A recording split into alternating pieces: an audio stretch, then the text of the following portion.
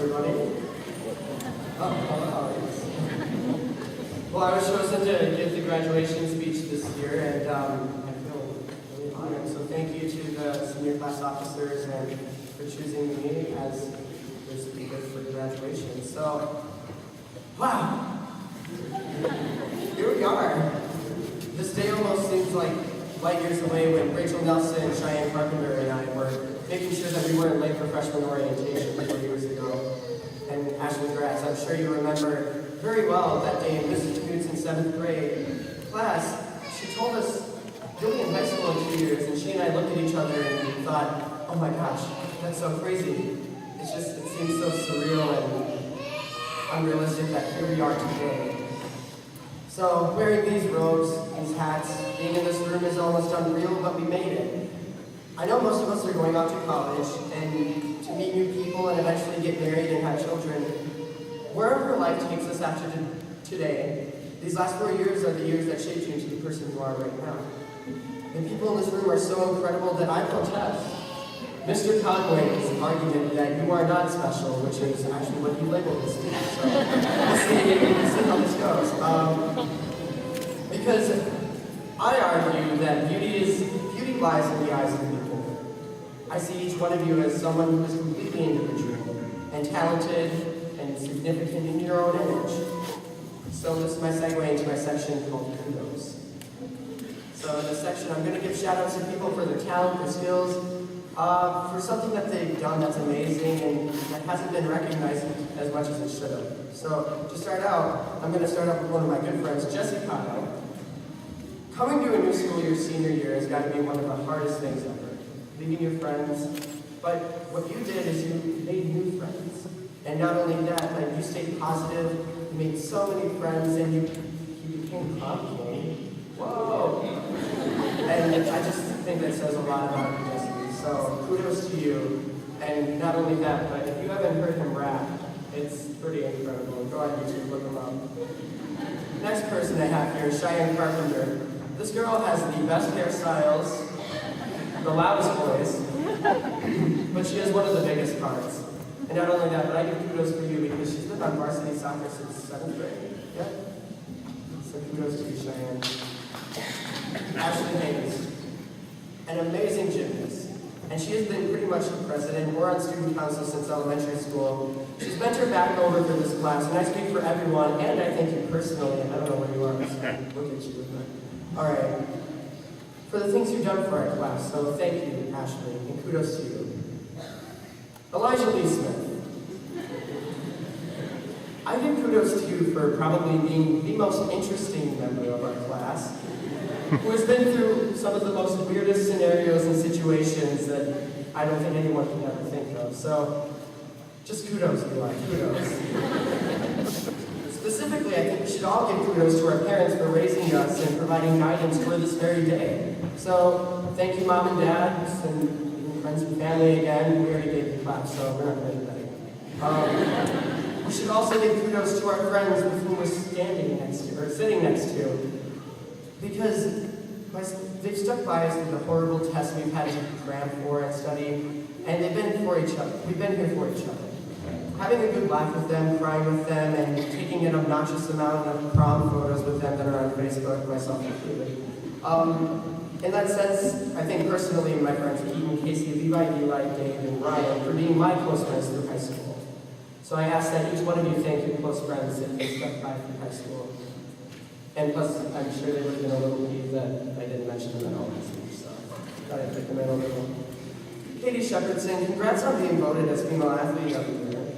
I've also admired your determination and dedication to our student organizations, such as our Amnesty International group, and your talents out on the track and field, so kudos to you.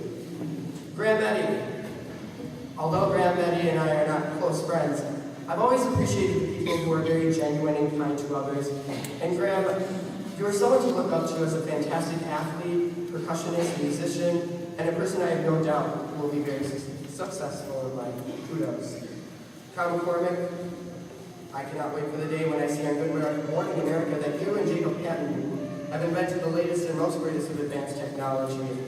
These two, ladies and gentlemen, are very incredible athletes, as well as people and students, and are so creative and innovative as they both come up with many good and great ideas for our senior class, because both of them are two of our senior class officers. Expect great things to come from these two ladies and gentlemen. Rochelle Tussing. Now, this wonderful peer of mine doesn't get as much recognition. She is the most humble of all in herself, and she is not only that, but she's trained with Olympians. I only apologize that I can't remember the whole story that she told me and my fellow college English and literature classmates, but I remember my jaw might have hit the floor when she told us about how she traveled out of the country and trained with other gymnasts who competed in our very most recent Olympics. Kudos to you, Rochelle Tussing. Bridget Gardman. I feel as though LaCrescent High School should have had you listed as a paid employee for the music department, as she's gone over and even more over and beyond for our concert choir that you're going to actually be hearing soon. She helped organize our choir trip to Chicago that we took this year, and we all appreciate what you did for our choir, Bridget, so thank you, and kudos. Tyler Van Berkom, also known as T-Bunny, has got to be one of the most funniest people I've ever met. I give kudos to you, Tyler, because you come out of your shell so much, and you're such a great person, and you're incredibly smart. So much so that I wouldn't be surprised if you were part of the team that helps us put our very first man on Mars, Tyler. So kudos to you. Karina Wang, if you haven't seen this girl's artwork, then you are missing out, because she is the most incredible paintings, drawings, and sketches. Mrs. Greener, our art teacher, actually told me one time, quote, "I don't ever have to tell her how to do anything. She's either figured it out or has already done it." So kudos to you, Karina. Tucker Ghosh, this boy has amazing talent, people. He is the greatest guitar player I know, and not only that, but he and I both agree that he may or may not be long-lost twins, since we share the same birthday, same initials, Tom Gittens, T.G., Tucker Ghosh, T.G. And we look a lot alike. We share the same interests in music, etc., and we have the exact same phones. That was weird. So I think we can argue that the universe works in mysterious ways. Kim Pei, very close friend of mine. You're one of the greatest people I know personally. She's very humble and kind, and herself, she isn't given enough credit for the following. She is a fantastic singer, and I hope she sings the rest of her life. She's a great artist alongside with Karina.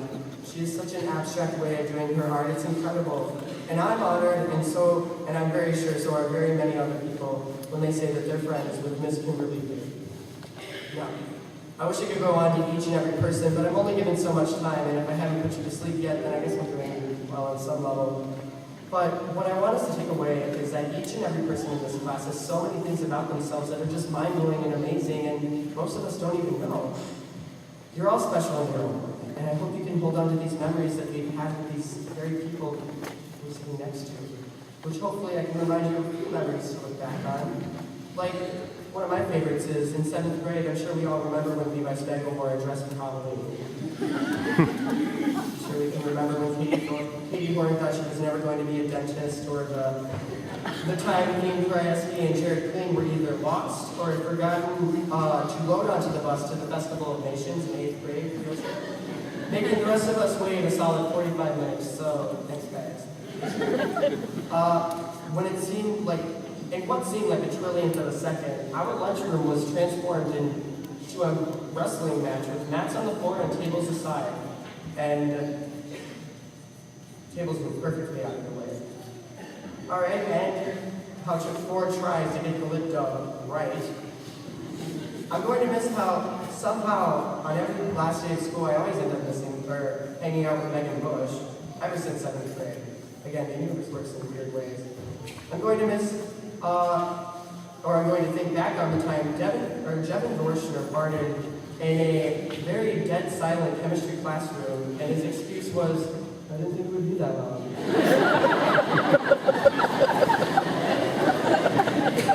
We're all going to remember that. All right. I'm going to miss Jacob Ken's rapping skills in his videos for Mr. Conway's projects in world history and civics. I'm going to think back on Ryan Howe's ability to play 3, 4, I don't know how many instruments he can play at one time. So I'm going to look back on that. I'm going to miss and always get a good giggle thinking back to when Morgan Armstrong used to pick on Taylor Kobe. I can't tell you how many times I've seen Morgan running away from Taylor with Taylor holding her fist up in the air. But it's okay because they're best friends. So remember big events in your life, such as birthday parties, getting your driving permit and license, that intense fear of taking your test, hitting a lotto ticket on your 18th birthday, your first kiss, your first job, and how scary and slightly awkward your first day most likely was on that job. Remember the rebellious parts of your teen years. For example, ditching Mr. Foreman's class in 10th grade and going to the Commons and hanging out with her. Going to Lanesboro on the 6th grade field trip. Or think back on dissecting pigs, which isn't probably one of our most favorite memories, but quick story. I was the one in my group who had to puncture the stomach of our pig.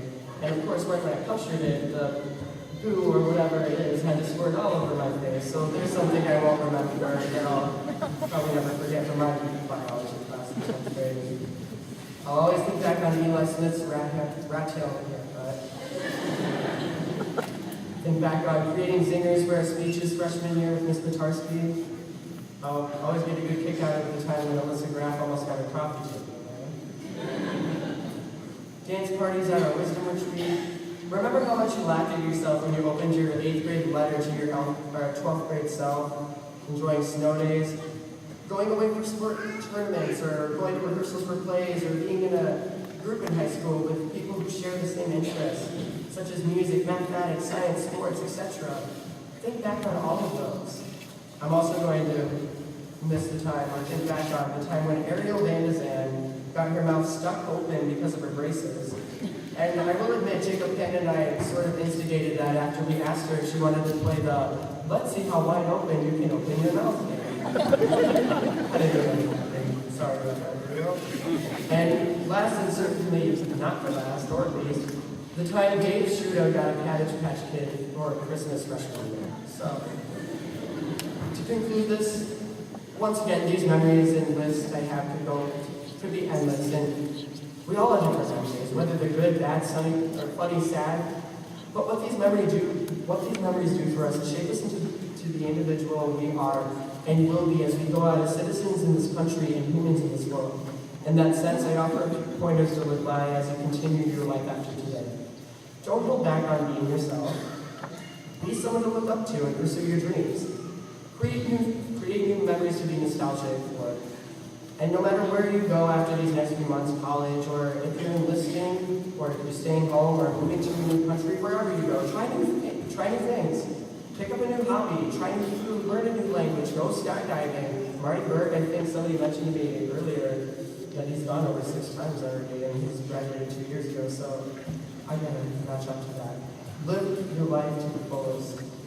I mean, it's very cliche, and I'm sure you'd expect nothing else from a graduation speech, but I hope the words I've shared with you today have made you think about what we've done and where we are in life and how we're going to go about the rest of our life. Live by and learn from your memories, my fellow classmates, because life has only just begun. Thank you.